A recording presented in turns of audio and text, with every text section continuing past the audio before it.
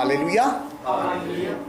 हम लोग भजन संहिता 91 का 1 और 2 को थोड़ा सा दोबारा हम लोग पढ़ लेते हैं। भजन संहिता 91 का 1 और 2 को।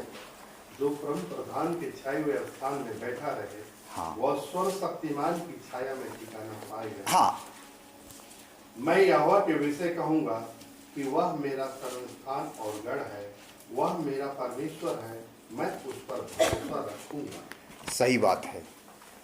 भजनकार जो है वो कह रहा है, जो परम प्रधान के छाए हुए स्थान में बैठा रहे, हाँ, वह सर्वशक्तिमान की छाया में ठिकाना पाएगा। हाँ, मैं यहोवा के विषय कहूंगा कि वह मेरा शरण स्थान और गढ़ है, वह मेरा परमेश्वर है, मैं उस पर भरोसा रखूंगा। सही बात है।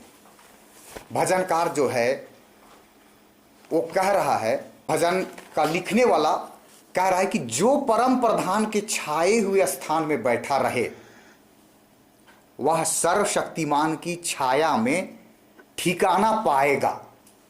ठिकाना पाया लिखा हुआ है कि पाएगा लिखा हुआ है? मतलब ये ठिकाना किस चीज को कहा जा रहा है? ठीक है, 2 बातें यहां कहा जा रहा है, जिसमें एक बातें अभी पूरा हो रहा है। जो परम प्रधान के छाए हुए स्थान में बैठा रहे वह सर्वशक्तिमान की छाया में ठिकाना पाएगा। अभी हम लोग परमेश्वर के परम प्रधान के छाए हुए स्थान में बैठे हुए हैं। अभी हम लोग बैठे हुए हैं।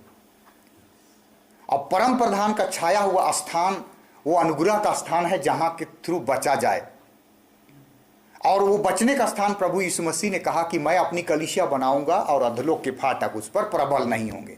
वो कलीसिया है जो परम प्रधान का छाया हुआ स्थान है। वो छाया हुआ स्थान, परम प्रधान के छाए हुए स्थान में बैठा रहे वह सर्वशक्तिमान की छाया में ठिकाना पाएगा। ये ठिकाना कोई और चीज है। ठिकाना मतलब आगे अगर पढ़ेंगे, मैं यहोवा के विषय कहूंगा वह मेरा शरण स्थान और गढ़ है। ये शरण स्थान और गढ़ ये एक ऐसा जगह है जहां से आप पूरी तरीके से आप सुरक्षित रह सकते हैं।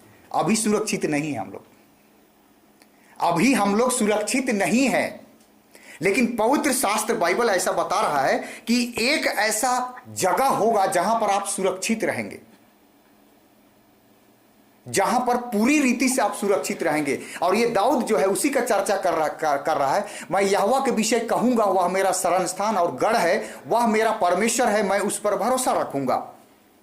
आगे बोलता है वह मुझे बहेलिए के जाल से और महामारी से बचाएगा, और वगैरह वगैरह बहुत तरह का बातें यहां पर कहता है। लेकिन बहुत आश्चर्य और ताज्जुब की बातें हैं। दाऊद एक वचन कहता है भजन संहिता 23 अध्याय और उसका 6 में। दाऊद को इस बात की जानकारी थी। हाँ, भजन संहिता 23 अध्याय और उसका 6 पद। निश्चय भलाई और करुणा, हाँ, जीवन भर मेरे साथ साथ बनी रहेगी। निश्चय भलाई और करुणा जीवन भर मेरे साथ साथ बनी रहेगी। जीवन भर मेरे साथ साथ बने रहेगी, और मैं यहोवा के धाम में हाँ, सर्वदा वास करूंगा। यहोवा के धाम क्या चीज है? यहोवा के धाम में सर्वदा वास करूंगा बोलता है। क्या चीज है ये यहोवा का धाम? हम लोग सुने हैं बाबा धाम, सुने हैं कि नहीं सुने हैं? हाँ, सुने हैं ना, हम भी सुने हैं। तो यहां पर दाऊद क्या बोल रहा है कि मैं यहोवा के धाम में सर्वदा, 1-2 दिन नहीं, यहोवा के धाम में सर्वदा क्या करूंगा? वास करूंगा।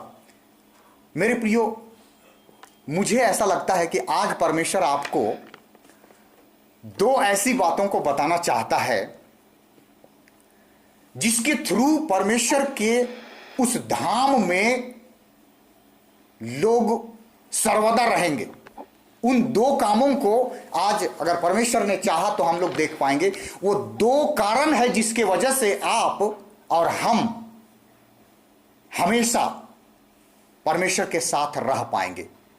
वो दो कारण है, वो दो बातें हैं। अगर मैं आज का विषय अगर दिया जाए कि कौन, नहीं, आज का विषय होगा सर्वदा बना रहने का तरीका,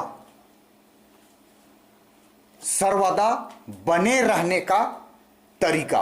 और दो तरीका है जो पवित्र शास्त्र बाइबल हमें बताता है। दो ऐसा तरीका है जिस तरीके को पालन करके सर्वदा जो है परमेश्वर की उपस्थिति में रहा जा सकता है।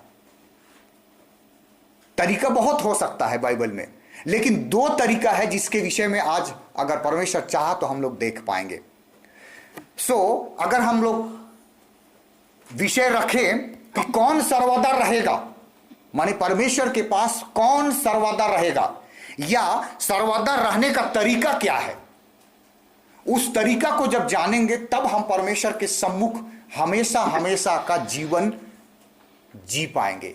जिस तरीके से दाऊद बोल रहा है कि निश्चय भलाई और करुणा जीवन भर मेरे साथ बनी रहेगी और मैं सर्वदा यहोवा के धाम में वास करूंगा, सर्वदा वास करूंगा। तो हम लोग इस पृथ्वी पे हमेशा हमेशा के लिए इस पृथ्वी में नहीं है। इस पृथ्वी में बाइबल बताती है कि हम लोग परदेसी हैं। इस पृथ्वी पर हम लोग क्या हैं? परदेसी हैं हम लोग। और इसीलिए जब परदेश में है, अपना देश कहीं और है। अपना जो देश है वो जिसको बोलते हैं सियोन देश, गीत भी गाते हैं हम लोग, सियोन देश हमारा देश, रहेंगे हम लोग हमेशा वहां। और इस तरीके से तो यहां पर दो बातें हैं जो कि आज हम लोग देखने का प्रयास करेंगे कि कौन जो है, कौन सर्वदा वास करेगा। दाऊद तो बोल रहा है, दाऊद बोल रहा है कि जीवन भर निश्चय भलाई और करुणा जीवन भर मेरे साथ बनी रहेगी और मैं यहोवा के धाम में सर्वदा वास करूंगा। अब यही बातें आप और हम, क्या सचमुच में हम लोग परमेश्वर के धाम में या परमेश्वर के राज्य में सर्वदा हम लोग होंगे क्या? अगर हम लोग सर्वदा होंगे तो वो दो काम जो दाऊद के जीवन में पाया गया वो आपके जीवन में भी पाया जाना चाहिए, मेरे जीवन में भी वो दो चीज पाया जाना चाहिए। दाऊद गारंटी के साथ बता रहा है। दाऊद यहां पर अपने विषय में वो गारंटी ले रहा है कि निश्चय भलाई और करुणा जीवन भर मेरे साथ बनी रहेगी और मैं यहोवा के धाम में सर्वदा वास करूंगा। हम लोग देखेंगे कि दाऊद एक ऐसा व्यक्ति है जो परमेश्वर के मन के मुताबिक चलने वाला व्यक्ति है। ऐसा परमेश्वर उसको चुनने से पहले कहा। परमेश्वर कहता है जब साउल राज्य कर रहा था उस समय कि साउल राज्य कर रहा था और साउल आज्ञा का उल्लंघन किया, परमेश्वर के इच्छा के अनुसार कार्य नहीं किया, परमेश्वर की इच्छा के अनुसार कार्य नहीं किया और अपनी इच्छा के अनुसार कार्य किया। और ऐसा करने के बाद में परमेश्वर जो है सामुएल को कहता है कि मैंने अपने लिए ऐसे मनुष्य को ढूंढ लिया है, ऐसे पुरुष को ढूंढ लिया है जो मेरे मन के मुताबिक है। दाऊद, परमेश्वर कह रहा है दाऊद को कि दाऊद परमेश्वर के मन के मुताबिक चलने वाला व्यक्ति है। और हम लोग यहां पर देखते हैं कि दाऊद जो है पहला भलाई का काम जो बाइबल में दिखाया गया है, दाऊद का पहला भलाई का काम जो है वो क्या दिखाया गया है? आप लोग कुछ आइडिया है कि दाऊद जो है भजन संहिता 37 अध्याय और उसका 27 पद,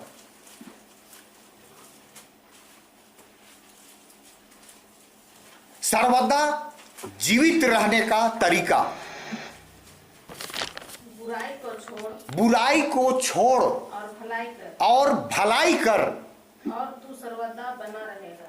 सर्वदा बना रहने का पहला तरीका, सर्वदा बने रहने का पहला तरीका पूरे मानव जाति में से जो भी है, चाहे वो यहां की कलीसिया हो, चाहे वो कहीं की भी कलीसिया हो, पवित्र शास्त्र वही है और परमेश्वर भी वही है। वो किसी का पक्षपात नहीं करता है। अगर सर्वदा जीवित रहना है तो हमें बुराई को छोड़ना पड़ेगा और भलाई को करना पड़ेगा। क्या क्या लिखा है, फिर से एक बार पढ़ेंगे। बुराई को छोड़ और भलाई कर और तू सर्वदा बना रहेगा। और इस रीति से हम लोग देखते हैं कि दाऊद के जीवन की पहली भलाई,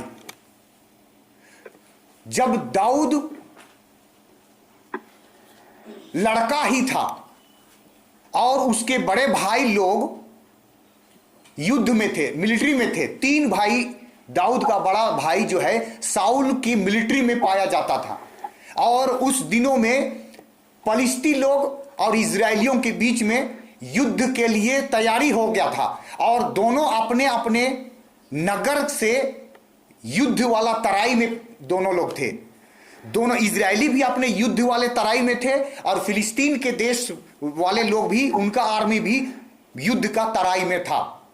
और उसी समय दाऊद जो है भेड़ बकरी चरा रहा था और उसके पिता ईशै ने दाऊद को कहा, उसके पिता ईशै ने दाऊद को कहा कि तुम जा करके अपने भाइयों का हाल समाचार पूछ लो और ये अंजीर की कुछ टिकियां हैं, कुछ खाने पीने का सामान है, ये अपने भाइयों को दे करके आओ और उनका कुशल क्षेम पूछ करके आओ।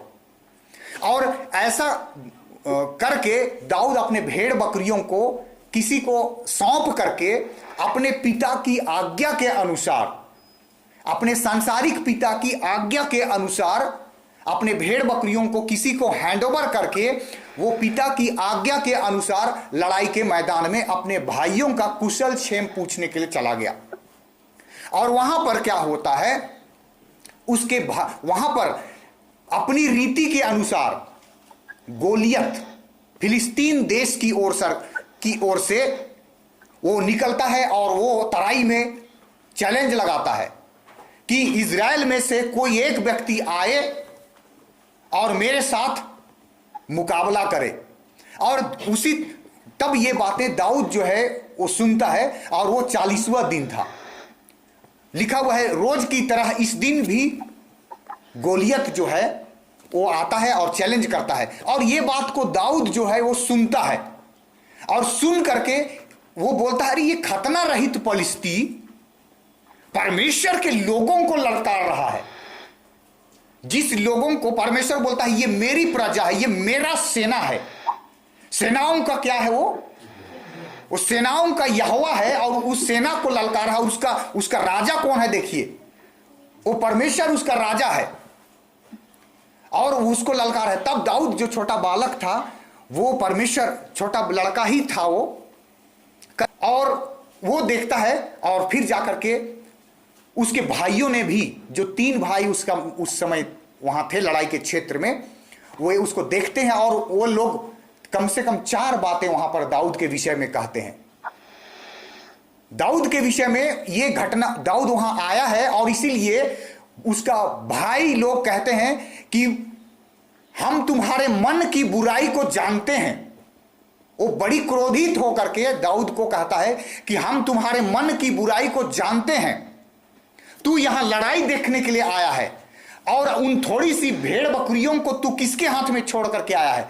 और इस रीति से 3-4 बातें वहां पर दाऊद की बुराई होती है, दाऊद की बुराई होती है। लेकिन दाऊद वहां पर क्या करने के लिए गया था, भलाई करने के लिए गया था। दाऊद वहां पर भलाई करने के लिए गया था, उनको कुछ खाना पीना पहुंचाने के लिए गया था कि लड़ाई के मैदान में इनको ठीक से खाना नहीं मिल रहा होगा, कम से कम अंजीर का टिकिया और भी कुछ खाने पीने का अच्छा पदार्थ लेकर के गया था। और उसके भाई लोग जो है उसको नाराज हो रहे हैं और उसके ऊपर में दोष लगा रहे हैं कि तू यहां लड़ाई देखने के लिए आया है, हमें तुम्हारे मन की बुराई पता है, तू थोड़ी सी भेड़ बकरियों को क्या किसके हाथ में छोड़ के लाया है, वगैरह वगैरह। लेकिन वहां पर दाऊद जो है भलाई ही करता है, अपने भाइयों का बुरा ना वो बुरा कहता है ना बुरा करता है। लेकिन पूरे इजरायलियों का, उसके भाई लोग जिस पर्पस से मिलिट्री में गए थे, उस पर्पस को वही बालक, वही दाऊद वहां का पर्पस को क्लियर करता है। क्या करता है? गोलियत को मारता है। उसी घड़ी, उसी दिनों में, उन्हीं समयों में दाऊद ही क्या करता है? उस लड़ाई का खात्मा करता है। वहां पर उस लड़ाई को, गोलियत जो था उसका खात्मा करता है। और जब गोलियत मारा जाता है तो इजरायलियों को हौसला मिल जाता है।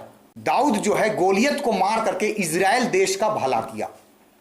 और इस भलाई करके जब लौट रहा था तब लोग तारीफ कर रही थी। स्त्रियां, कुछ स्त्रियां थी, वो गीत गा करके तारीफ कर रही थी और वो कह रही थी कि साउल ने हजारों को मारा और दाऊद ने लाखों को मारा। ये बातें साउल तक पहुंचती है कि अरे मेरे लिए हजार और दाऊद के लिए लाखों। इस बात से उसके अंदर में जलन हो गया, ईर्ष्या हो गया, घृणा हो गया।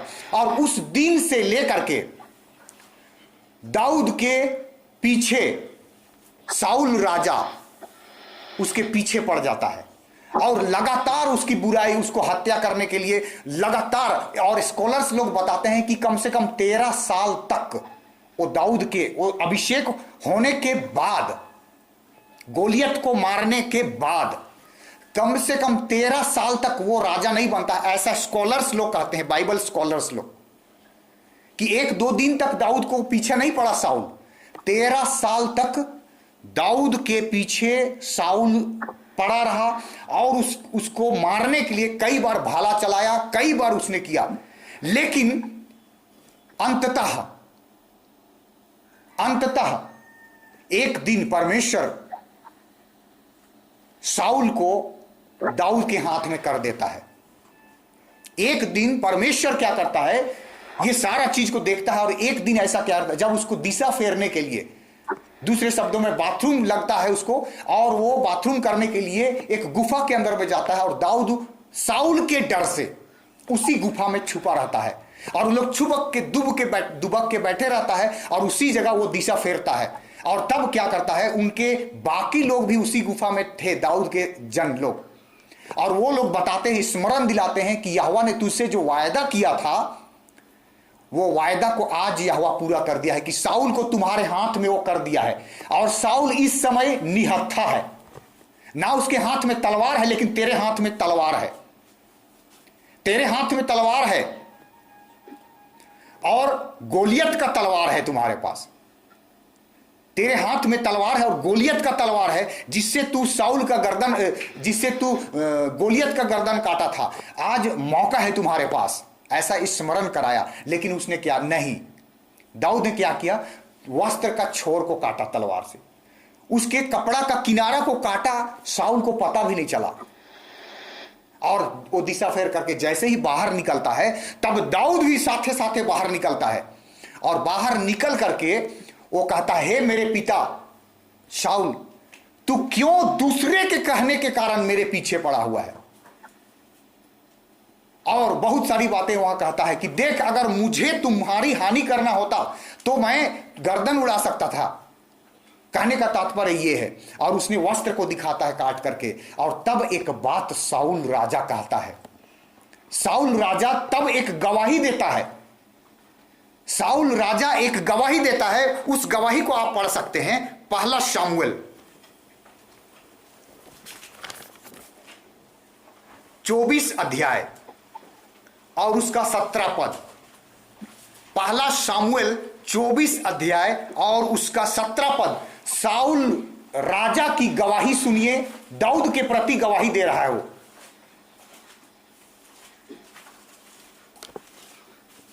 पहला शामुएल 24 अध्याय और उसका 17 पद। फिर उसने दाऊद से कहा, तू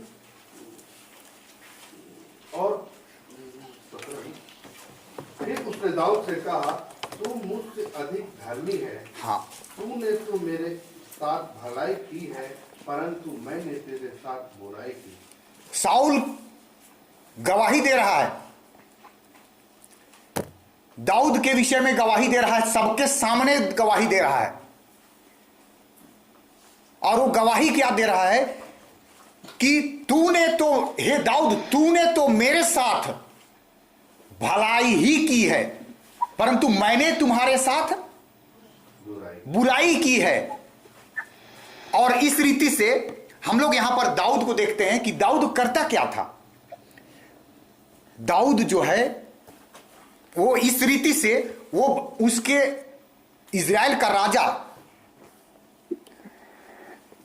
राजा बुराई ही बुराई कर रहा है, लेकिन दाऊद जो है वो भलाई ही भलाई कर रहा है। तो सर्वदा जीवित रहने की बातें दाऊद कह रहा है कि निश्चय भलाई और करुणा जीवन भर मेरे साथ साथ बनी रहेगी, और मैं यहोवा के धाम में सर्वदा वास करूंगा। सर्वदा वास करने का पहला तरीका, चलिए हम लोग फिर से पढ़ेंगे आमोस का पुस्तक 5 अध्याय और उसका 14 पद। आमोस का पुस्तक 5 अध्याय और उसका 14 पद। हे लोगों, बुराई को नहीं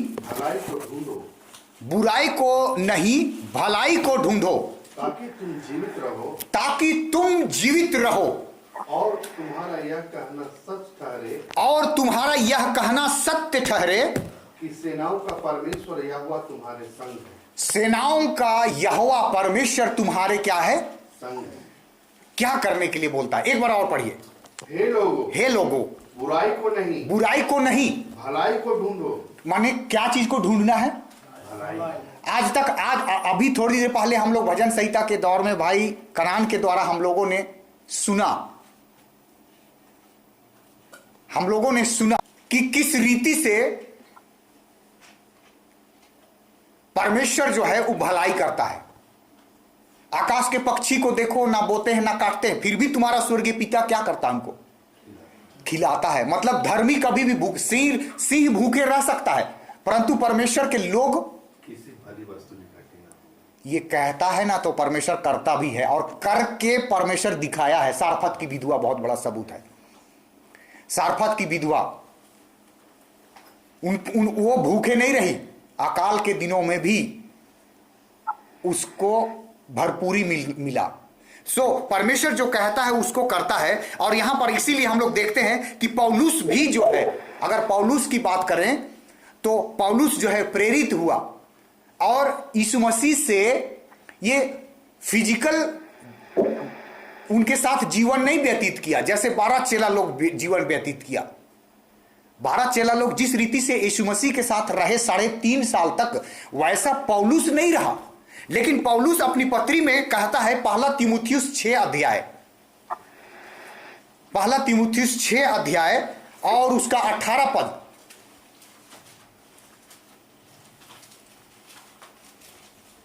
पहला तीमुथियुस 6 अध्याय 18 पद। वे भलाई करे और भले कामों में धनी बने। अभी हम लोग धनवान के विषय में सुन रहे थे। बाइबल बताती है कि धन यहोवा की आशीष से मिलता है। ये जो धन है, सही में धन, रुपया, पैसा, कौड़ी, संपत्ति, इस संसार की वस्तु, रुपया, धन, संपत्ति, ये परमेश्वर की आशीष से मिलता है। धन यहोवा की आशीष से मिलता है और वह उसके साथ दुख नहीं मिलाता। लेकिन मेरे प्रियो, हम लोग देख लिए कि धनी भी और कंगाल भी, दोनों का कर्ता जो है वो परमेश्वर ही है। लेकिन इन दोनों में अंतर क्या है? इन दोनों में अंतर यह है कि जो लोग धनी हैं, पैसा का धनी जो लोग हैं, उनको यीशु मसीह ने कहा है कि हे धनवानों, तुम अपनी शांति पा चुके हो। हे धनवानों, तुम अपनी शांति पा चुके हो, क्योंकि तुम धन का धनवान बन चुके हो, लेकिन विश्वास का धनी तुम नहीं। और इसीलिए पवित्र शास्त्र बाइबल बताती है कि हम लोग को यहां पर हम लोग पढ़ते हैं कि भले कामों में धनी बनने का विषय कहता है, और याकूब 2:5 में कहता है विश्वास में धनी बनने का, सारे वचन में धनी बनने का। तो पहला जो पॉइंट आज हम लोग देखेंगे वो क्या है? भले कामों में धनी बनने का। क्योंकि दाऊद जो है वो भलाई कर करके वो धनी था, और वो कहता है, दावा करता है कि मैं यहोवा के धाम में सर्वदा क्या करूंगा? वास करूंगा, भलाई करके। और ये कहता है, अब हम लोग देखें, यहां पौलुस भी कह रहा है कि भलाई करे और भले कामों में धनी बने और उदार और सहायता देने में क्या हो जाए? तत्पर हो जाए, बोल रहा है। पौलुस गलाती की कलीसिया को भी चिट्ठी लिखता है और यह बात बताता है गलाती 6 अध्याय और उसका 10 पद में। गलाती 6:10 में वहां कहता है, इसलिए जहां तक अवसर मिले हम सबके साथ भलाई करें। क्या कह रहा है? माने अन्य जातियों के साथ भी, और आगे क्लियर कर रहा है, और आगे इसको पढ़ सकते हैं, देखिएगा। सबके साथ का मतलब क्या है और विश्वासियों के साथ में। गलाती 6:10।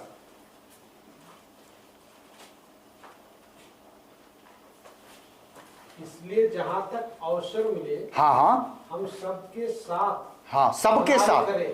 हम सबके साथ भलाई करें, चाहे वो विश्वासी हो या अविश्वासी हो, है ना। और आगे विशेष करके विश्वासी भाइयों के साथ। अब क्या बोल रहा है?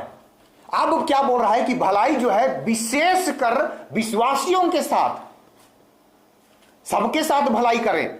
और इसीलिए मेरे प्रियो, प्रभु यीशु मसीह ने 12 चेला अपने लिए चुना था, और उस 12 चेला में 3 चेला बहुत खास था, और 9 चेला को वो एक जगह रख दिया, और 3 चेला को अपने साथ में ले गया था। कौन कौन चेला था? 9 चेला को वो एक जगह रख दिया, और 3 चेला को अपने साथ में ले गया था। कौन कौन चेला था?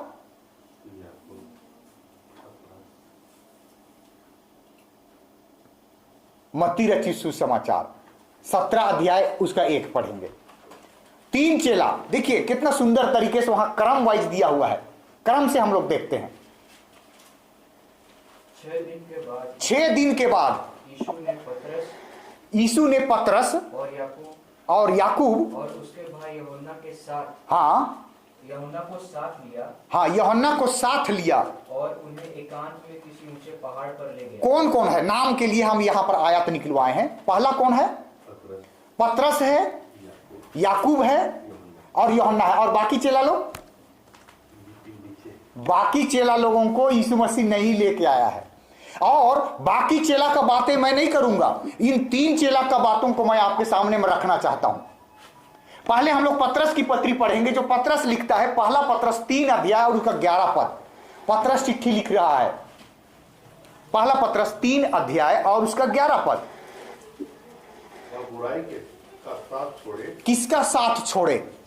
बुराई का साथ छोड़े। बुराई का साथ छोड़े और भलाई ही करे। और भलाई ही करे। वह मेल मिलाप को ढूंढे। और क्या चीज को ढूंढे? मेल मिलाप को ढूंढे और उसके यत्न में रहे। और उसी के यत्न में रहे। मेरे प्रियो, पतरस जो है वो बहुत खास व्यक्ति है यीशु मसीह का। 12 चेला क्या, इस दुनिया में चेला दुनिया में है। जो भी प्रभु यीशु मसीह के नाम से बपतिस्मा लेता है वो उसका चेला है। लेकिन पतरस को यीशु मसीह ने स्पेशल कहा कि मैं तुझको स्वर्ग के राज्य की क्या दूंगा? कुंजी दूंगा। और पतरस जो है वो यहां पर विशेष तौर से कह रहा है। एक बार फिर से पढ़ दीजिए भाई, ताकि हम लोग इसको और अच्छी रीति से हम लोग सुनेंगे। क्योंकि वचन ऐसा कहता है वचन में कि परमेश्वर ने एक बार कहा और मैंने 2 बार सुना। और इसीलिए एक बार में कहीं चूक ना जाए हम लोग। और एक बार पढ़िए। वह बुराई का साथ छोड़। सिर्फ पॉइंट को कवर कर लेते हैं, एक्सप्लेन नहीं करेंगे हम लोग, है ना। पॉइंट को सिर्फ कवर कर लेते हैं, उसका एक्सप्लेन नहीं करेंगे क्योंकि समय है। हम लोग पढ़ेंगे पहला यूहन्ना का पुस्तक दूसरा अध्याय और उसका 17 पद। पहला यूहन्ना का पुस्तक दूसरा अध्याय और उसका 17 पद। कौन सर्वदा बना रहेगा? Point number 2। पहला हम लोग देख लिए कि बुराई को छोड़ भलाई कर तो तू सर्वदा जीवित रहेगा। सर्वदा जीवित रहने का पॉइंट नंबर 2। संसार और उसकी अभिलाषाएं दोनों मिटते जाते हैं। हाँ, ये जो संसार है ना, ये मिट जाएगा, खत्म हो जाएगा मेरे प्रियो। पर जो परमेश्वर की इच्छा पर चलता है वह सर्वदा बना रहेगा। कौन सर्वदा बना रहेगा? जो परमेश्वर की इच्छा पर। परमेश्वर की इच्छा जो है ना, आपका वस्त्र भी निर्भर करता है, आपका बाल निर्भर करता है, आपका बोली निर्भर करता है, आपका चप्पल निर्भर करता है, आपका कपड़ा से लेकर के आपका बोली, आपका बातचीत, चाल चलन, आपका वचन का आज्ञा मानना, ये पूरा चीज जो है उसी में शामिल है। परमेश्वर की इच्छा के अनुसार हर एक चीजों को करना। जो चीज वचन में मना किया गया है उसको, जो परमेश्वर की, इसीलिए यीशु मसीह ने कहा दिया मत्ती रचित सुसमाचार 7 अध्याय और उसका 21 पद में, हर एक जन जो मुझसे हे प्रभु कहता है वह स्वर्ग के राज्य में प्रवेश नहीं करेगा।